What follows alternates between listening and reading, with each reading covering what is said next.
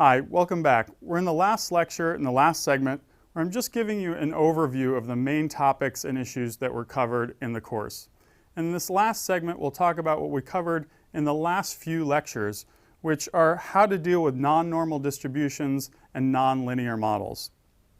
So we first dealt with that with categorical outcome variables.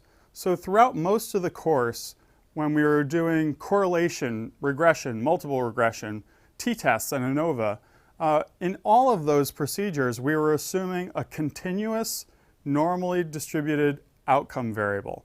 So like a ratio or interval variable as our outcome variable, y in regression, or the dependent variable in t-tests and ANOVA. What happens if you have a categorical outcome variable?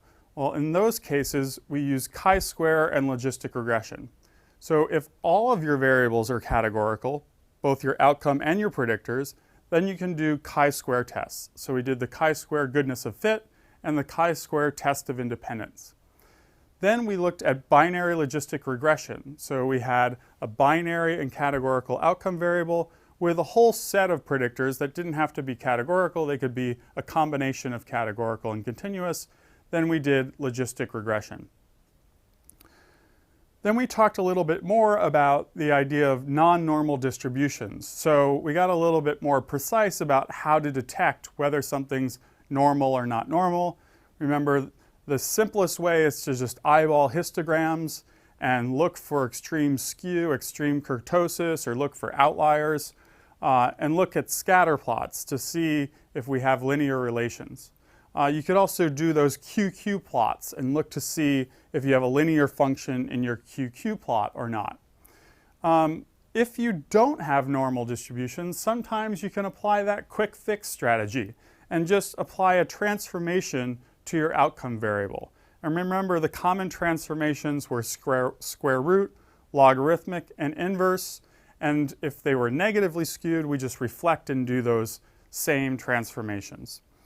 Now, of course, sometimes we could not apply a quick fix. We just couldn't get past the violations of assumptions.